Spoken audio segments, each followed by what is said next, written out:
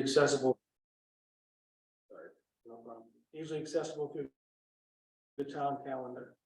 You may also participate from a telephone, dial a toll-free number of 888-475-4499 and enter the webinar ID number, which is 871-0582-2576.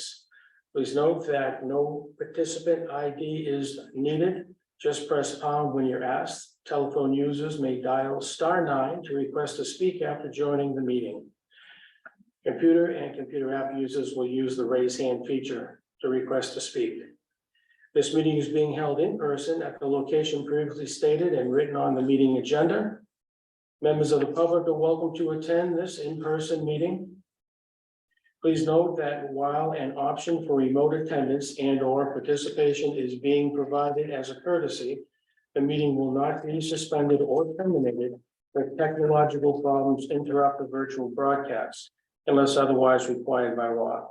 Members of the public with particular interest in any specific item on this agenda should make plans for in-person attendance versus the virtual attendance.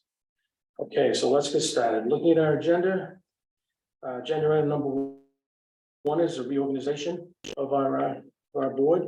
And I'd like to kick off a discussion that we table this until our meeting in August, so that everybody will have a chance to be here and apply for any positions that they may feel they'd like. Any questions or? Right, I need a motion on that, I would assume, to table this. Okay, so I'll be looking for a motion to table the reorganization till the August meeting. Table the reorganization. That's John. Second. And second by Tim. Okay, roll call vote. John?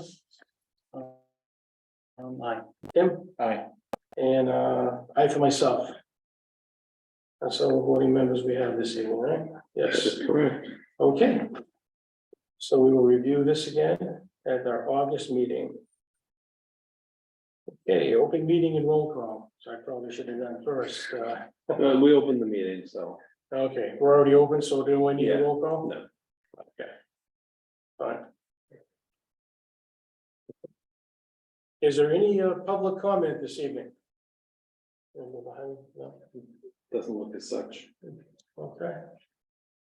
All right, hearing none, is there any comments from any of the board members? None.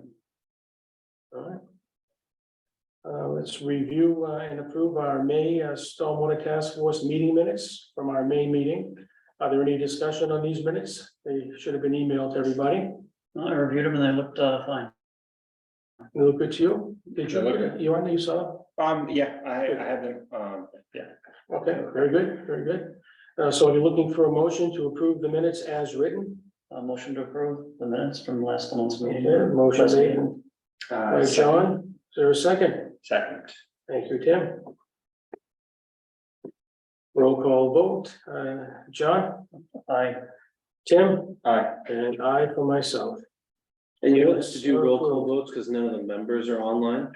So since every member is in the room, you can just do voice votes. I can. Yeah. Okay. Minutes approved. All right. Any updates from any of the task force members? Anything that you're aware of that you want to bring to our attention this evening or to talk about? No? So did you want to talk about that ARPA now or? It's got its own agenda item. Really? Is it? Yeah. Number 7. Oh, you're kidding. How come I didn't see that when I looked at the agenda online? Yep. Right there. Sorry about that. That's all right. Are we gonna have a DPW? No, he is on vacation this week, so I don't have an update on his data collection. Okay, so Bill's not available, we'll move that for August. Okay, so discussion of the potential ARPA projects. Love to hear this. Is that you, John? So I called Adam and basically asked him if there was any interest in trying to get some of that money that's available. And he said that for Stormwater Task Force, he said no. So Well, I didn't say no, I said it's unlikely. okay. I said the town received 3.5 million in ARPA funding. right, And it's essentially unrestricted. You could give all town employees an equal share of that, and that would be an adequate use of the ARPA funding. So just to give you sort of a idea of how all encompassing what I say unrestricted equals to. The select board earlier in the year, I want to say probably June-ish, allocated about $1 million to purchase 2 DPW trucks and an ambulance, I think is what it was. It was some piece of fire apparatus. I'm almost sure it was an ambulance. And then they committed another $1 million to the Parks Commission for the Marshall Park project as seed money for them to have funding in place for matching of grants and other institutional funding opportunities. Because a lot of those require you to have some matching funds, and you can take that and you can really leverage $1 million to go really deep into projects like that. So that left them with about 1.5 million. And I think they got about $4 million in requests from the sewer commission, the water district, the Lions Food Pantry, all sorts of folks. The library, and they've been discussing these items for the past couple of months. and so when are they gonna do the final allocation of those? In August. In August, And so they've had a series of backup information provided by each of those folks. They've had interviews with them. They've had public discussions about the projects. At the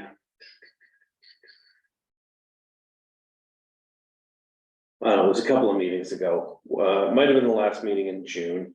The DPW director, myself, and Brian Marchetti of McCarty Engineering were at the select board meeting to talk about the drainage issues over on Flat Hill Road. I don't know if any of you folks paid any attention to what's going on over there. Yeah, we talked about that. So are you aware of this, John? but I'm aware of it. About last time Karen and I kind of caught my ear and started complaining about how her basement floods, and she was. And are you aware? No. So Flat Hill Road, between Elmwood and Page Street, about halfway down, there's a development called the Village of Flat Hill. It's a 45 unit planned residential area. Functionally, it is single family condos. So there's these absolutely wonderful houses there. They're probably between 2,500 and 4,000 square feet each. They are on functionally a single lot, and they each come with an exclusive use area. It has a homeowners association. There's, I want to say 3 or 4 roads in there, which are subdivision roads that are privately owned by the association. It meets Flat Hill in a horseshoe. So I can actually show you. Probably even easier.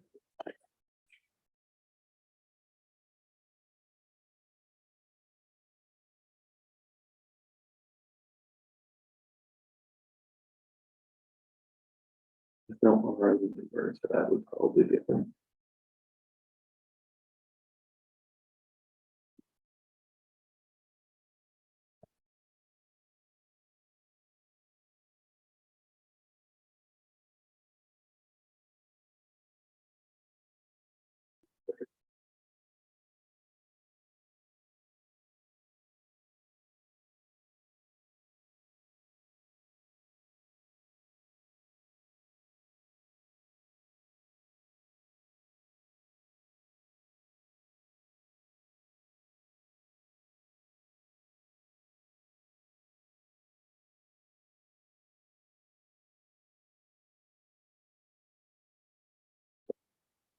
Apparently can't spell the site name.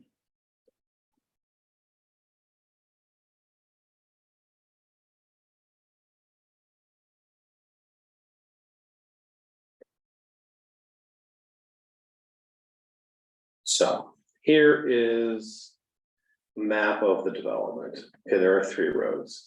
So here's Flat Hill, here's Cortland, and then Willow and Alder come off of that.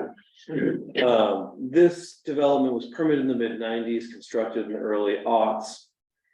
And it shows individual lots, those are just the exclusive use areas, it's all owned, the land is all owned by the association. Lot 1 and lot 54 are both drainage structures. And when I say drainage structures, they are detention basins.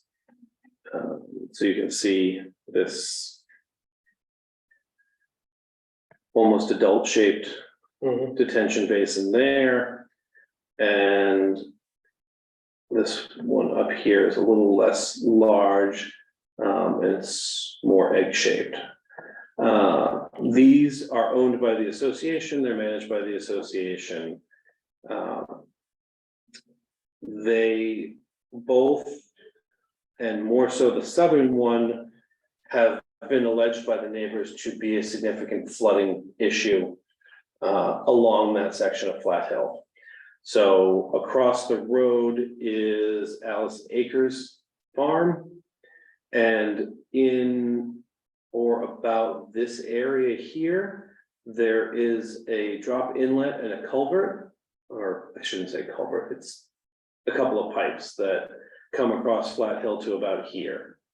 And they flood that section of the field here, and they run down the shoulder and they flood this area here. And this neighbor here has significant puddling and icing at the base of her driveway. My understanding is there has always been a minor water problem on Flat Hill Road, and the construction of this development, according to the neighbors, has exacerbated that issue over the years. And so when in the 90s, stormwater was starting to become the hot thing that everybody was getting into. And the Commonwealth put together a stormwater handbook, I think it was at the time, or a policy. They keep changing the name, but it's all essentially the same thing, and how to deal with stormwater. And the rules at that point were you couldn't increase the peak rate of runoff from a site post-development that it had pre-development.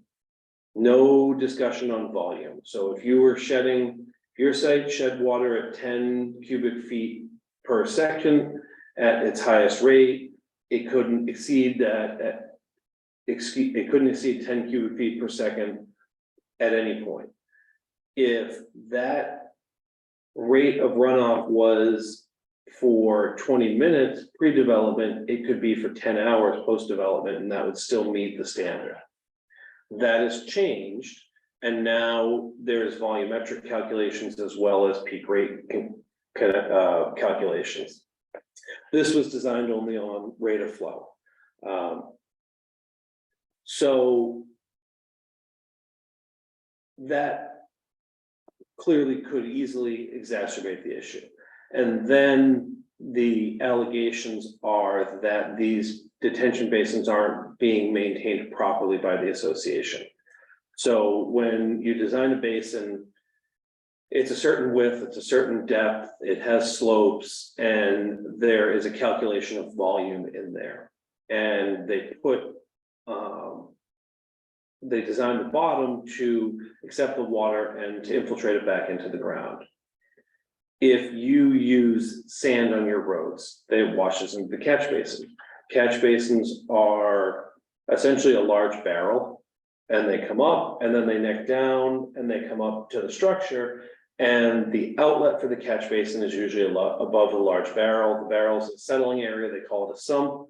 Water goes in and it stays there, and it calms down and the solids settle out to the bottom. And then eventually it fills up to the outlet and it runs off. And the idea is you generally try to avoid getting silt into the system.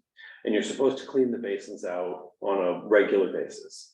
annual, semi-annual, every 5 years. It really depends on how much silt you get and what you're using. The same thing is true of detention basins.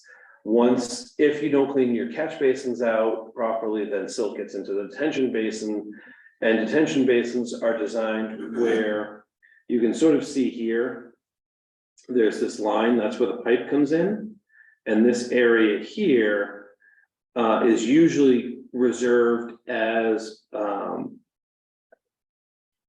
a forebay. So there would be like a dam of stones, 2, 3, 4 feet high, and they're usually, 2, 3 feet wide. And it's usually like 6- stones. So the stones are about this big. It lets the water come in and settle down. Water flows through and the sediment settles into that area, and you go and it helps you so you can just clean that area out. So, but what's the reason in a plunge pool? What's that? What's the reason in a plunge pool? I don't know. I think a plunge pool is sort of the same idea, Yeah. but it doesn't have the basin portion of it. So a sediment forebay is a component of a basin, and I think a plunge pool is an individual. It's a sediment forebay, but it then goes directly out. I'm not familiar with all of the functions and terminology, but so the allegations of the neighbors are that this has not been maintained and has continued to impact function. So the town, because the town's road is now being impacted, has hired McCarty Engineering to do a review of the area.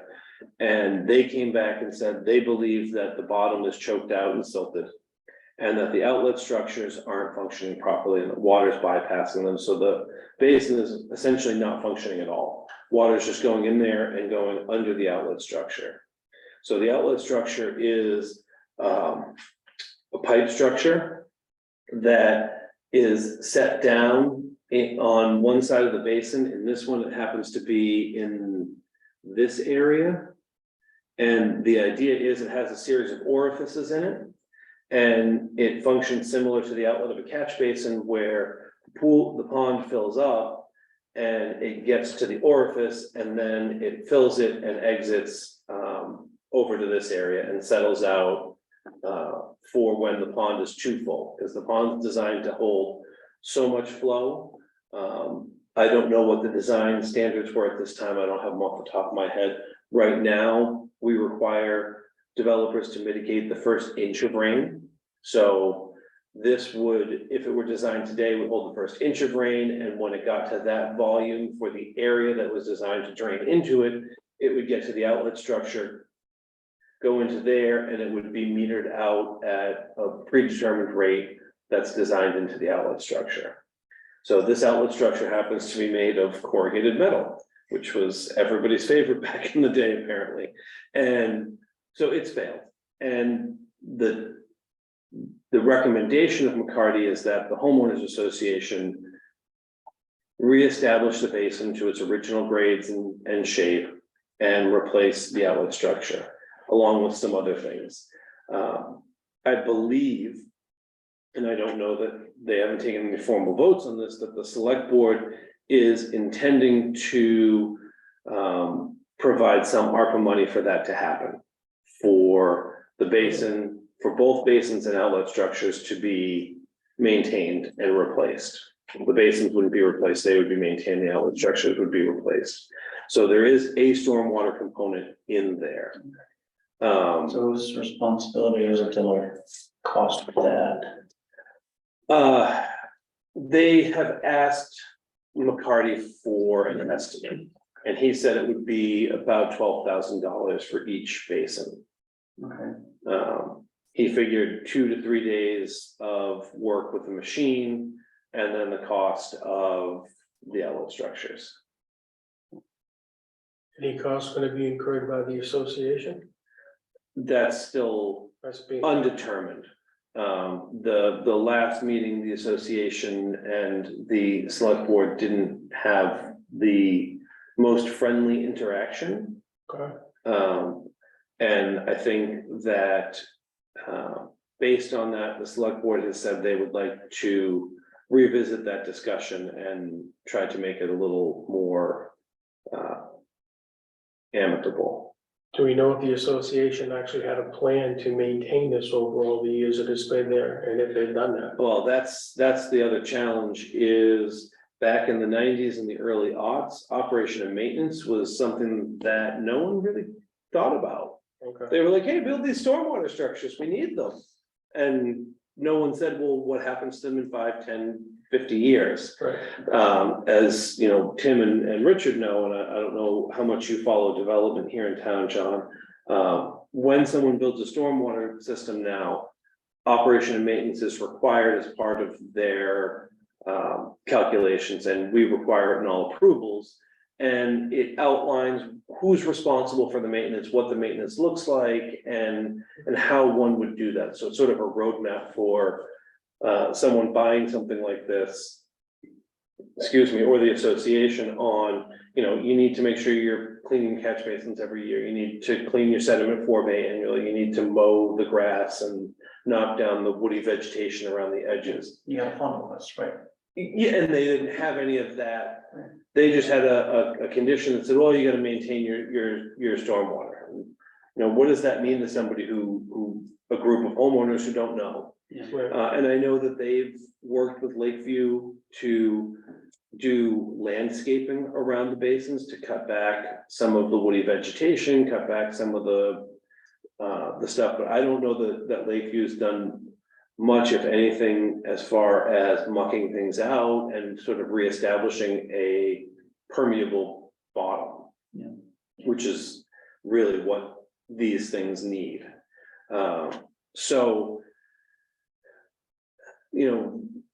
there's kind of two schools of thought, if the town does it, we're saving our road. And a lot of people say, well, but it's theirs and they should have done it all along. At some point, it just needs to be done. And, at $25,000 or $30,000, it's, if you ask me to pay that, I'd say, oh, wow, that's a lot. It's gonna take me, a few years to pay that off. But that's just sort of operational cost for the town.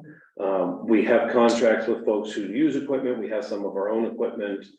And the cost of full depth reconstruction of Flat Hill Road and continued maintenance of icing and flooding events is gonna eat that cost, that equivalent cost in, less than 5 years, most likely. So, and that's probably a little bit different than the kind of projects this committee might look at. Because we're looking at phase 2 related things like the demonstration BMP, which I think Bill said he has some money for, from his stormwater budget. Okay, so talk here, this is just having a brainstorming session. Does it make sense to expand the scope of that project to do more work or? Of the demonstration one, perhaps. And I know that, Are there sites that we could do like in coordination with that or?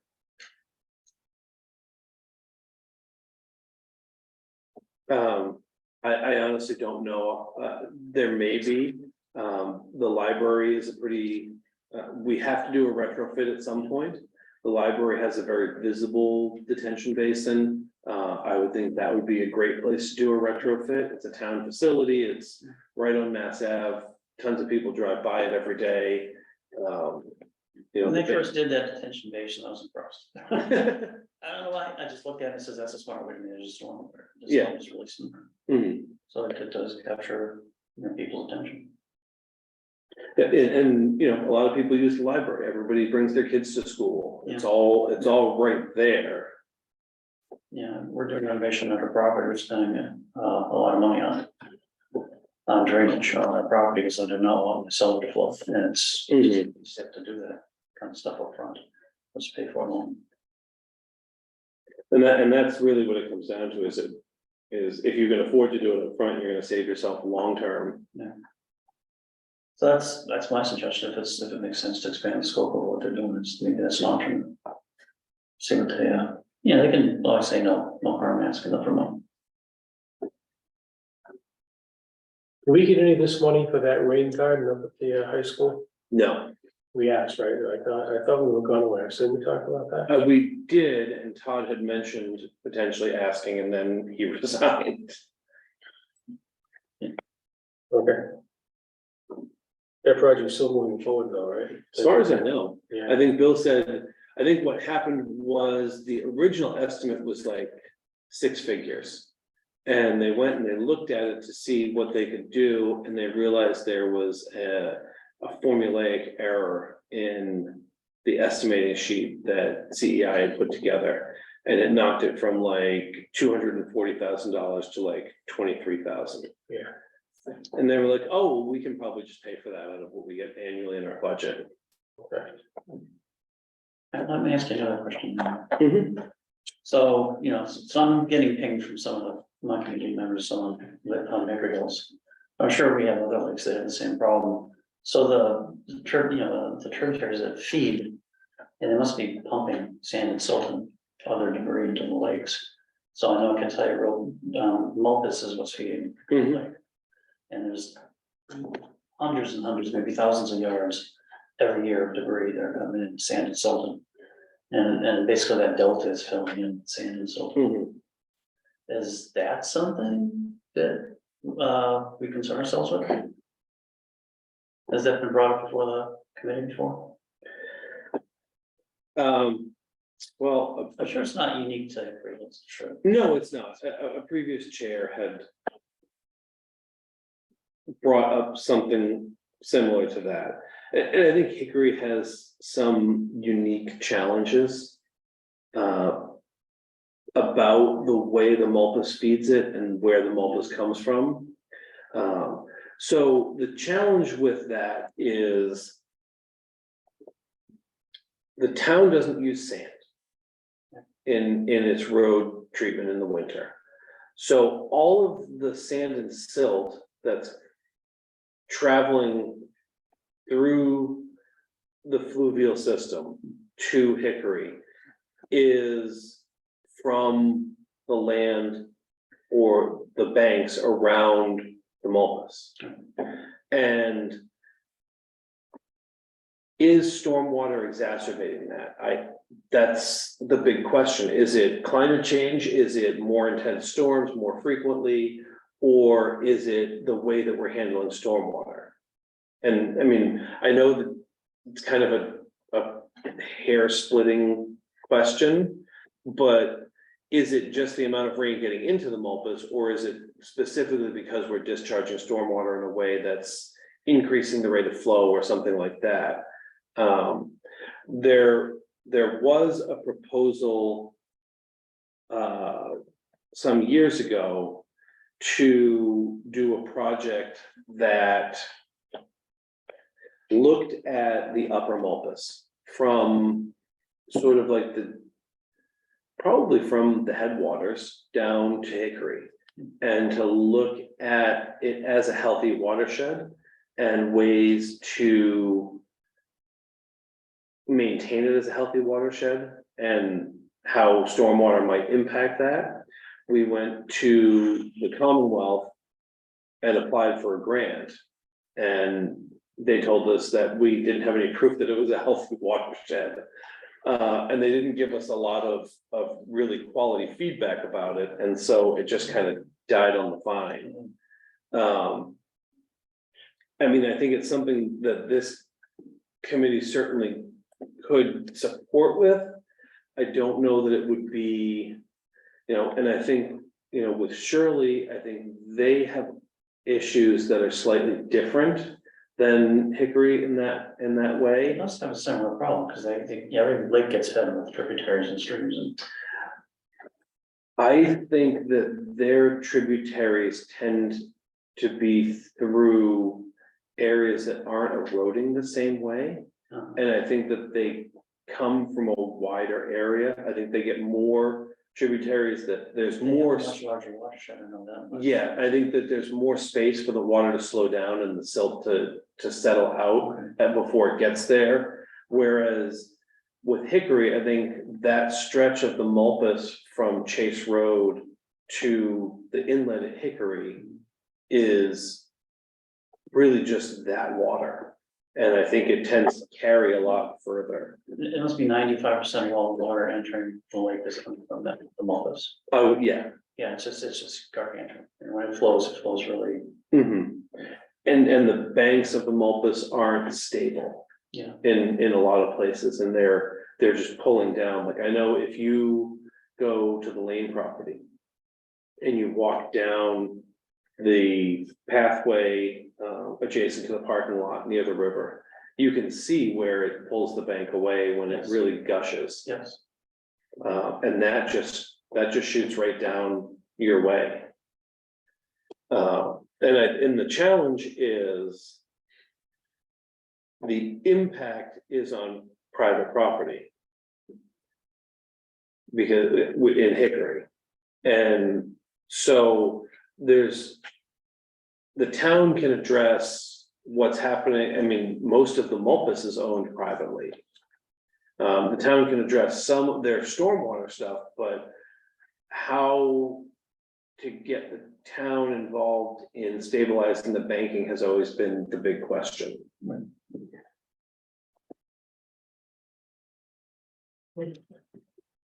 And that's still something that hasn't been resolved after all. No, it really hasn't, and I know that Hickory Hills formed, am I not mistaken, you formed a 501 corporation.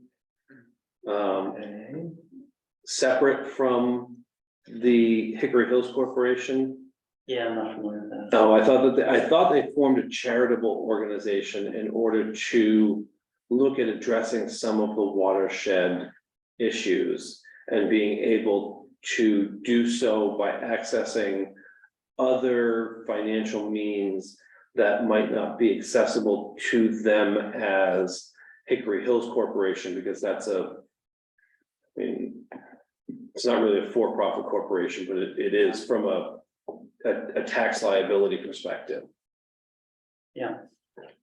And I think Paula Bertram was involved in at least the genesis of the charitable arm. Okay, I can always ask. And I mean, I think that's something, if they were as a nonprofit to go looking at ways to address erosion on private property, there might be a different avenue for the town to partner with a nonprofit. That it couldn't with like a corporation Okay, in the same way. okay. And that's, again, really outside of what I think I could really give good advice on. But this is something, if you want, we can certainly bring up with Bill and see what his thoughts are. Because he would probably have a better lens to look at this through. The interesting thing that you said is the majority of Mulpus is private. So if you did do something mitigating, you probably have to do something on the Mulpus. And I think they mentioned like rock veins before. Yeah, And I don't know how it, but it interrupts the flow of what's going down Mulpus, and it makes it less turbulent or something. And so I don't know exactly how to work, but there's that, and I mean, banklization. Yeah. Is a huge one. so if all of Mulpus Brook is private, how do you do bank stabilization without getting permission from all the private? You don't. And that, I mean, that's a place, but a lot of times if you own 500 feet of Mulpus Brook in your, let's say you own 20 acres and your house is up front, and you've got a nice little spot in the back and you've got the brook running through it. Someone comes to you and says, hey, we're looking at Mulpus, we're gonna work on some bank stabilization. We've got grant money to do it. We just need you to grant us a right of access. Right. Most homeowners are gonna say, well, that's great. Right now, through experience, they're gonna say no. Really? Well, I've asked for easements from two of my neighbors and they both said no. For, Septic. Well, driveways and septic. but that's different than we want to keep your property from washing away Right. because the bank isn't stable. So if you had a compelling argument and you presented it to them and basically had a plan to like stabilize the bank and presented it to homeowner. A rationally minded homeowner. You would say that's a good idea. Yeah, and you know, so let's say there's 100 homeowners along the Mulvis, Okay. right? And there's probably even less than that, I don't know. But, and you go through and you say, we've done this and we've identified this, and honestly, Hickory Hills is a huge property owner along the Mulvis.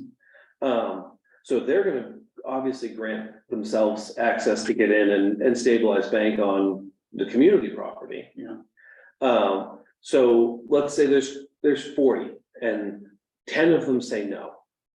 Okay, well, that's still taking away 70% or 75% of the area that is potentially eroding and Yes. causing siltation. So you're at least reducing it. You might not get 100% buy-in, but the more you can get, the less silt is traveling. All right, well, let me take the information and I'll start writing some more people in the association and, I don't know, it might produce some fruit and it may take off from here or may not. It's a nice dialogue, I need that information. And as long as I've been in the association, that's been a subject of discussion for a long time. And it just never takes off. And that's really the challenging thing is the private landowner portion of it, Yeah. because the town can't really do work on private property. Right. But the town certainly can partner with nonprofits to look at roles that we can play, whether it's through upgrades to stormwater systems or working within the public right of way along the area that discharges into the Mulvis and how we can slow down the velocity of any stormwater going that way. Okay.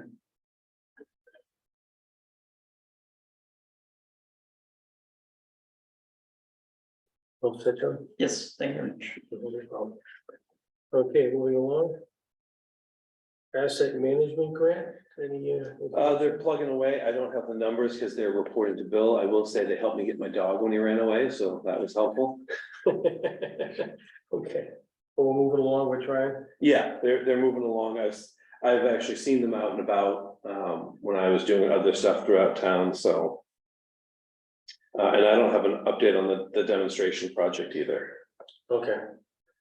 All right, but it's all in the works and it's. It is. We just need to get updates. Okay.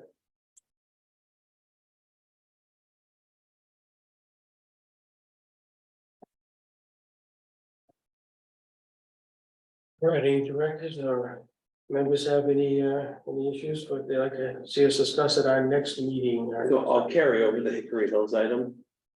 Because that way Bill will be here Yeah. and maybe he has some other thoughts or input and I'll give him a heads up ahead of time. Can we follow the Flat Hills that you were saying? Can we follow that Flat Hill thing? I'm kind of curious. Yep. Okay. Does that water overflow the bank of that now and actually come across the road, or is it just the poor drainage once it? No, so it's actually doing the opposite of overbanking. It's going under the outlet structure. Underneath the structure? So.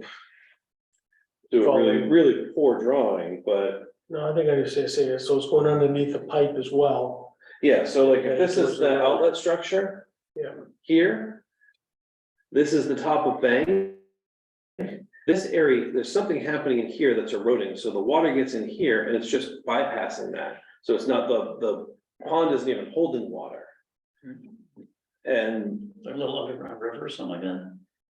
yeah, I mean, it's not even a river, it's probably only this wide. Right. But anytime the water gets to a point that it would be held in there, it just goes under the structure. So it's like a little tunnel. Yeah, Yeah, because they were about that at the dam tunnel. yeah. Yeah.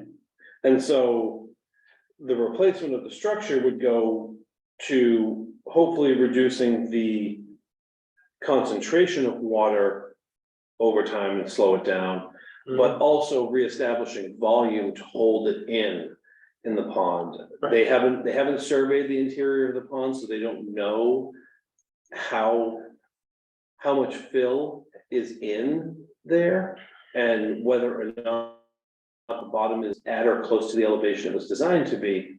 But the speculation is because it appears that the inlet structure to the southern detention pond is 2/3 full of silt, that there's a goodly bit of stuff coming in the bottom of the pond. Okay. Absolutely. All right, now we've been meeting on Thursdays, the third Thursday of every month. Is that still good with everybody? We want to Yeah, continue to that's do fine. that? That's fine. I hope so. That's when I reserved all the Zooms for. All right, so it looks like it would be August 17th, if maybe has a calendar to verify. Oh, yeah, I won't be here that week. You will not be here. I will not. All right, so. That doesn't mean you guys can't meet. I can leave you in Bill's capable hands. Sure. Just make sure I'm right. August. Yeah, that's correct. August 17th, right? So August 17th would be the third Thursday. It'll be 7 p.m. That'll be our next stormwater. Is the reorganization gonna happen if you're not gonna be? Yeah, you don't need me to do it. Yeah, Okay. yeah, we can do as long as we have our select person and everybody here. Yep, Okay. like I say, I only work here. You're the man.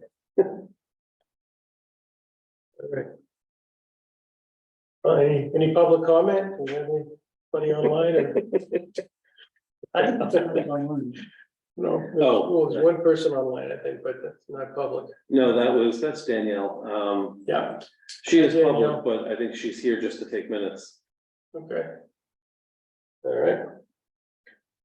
Any committee members, any comments? Anything you'd like to add?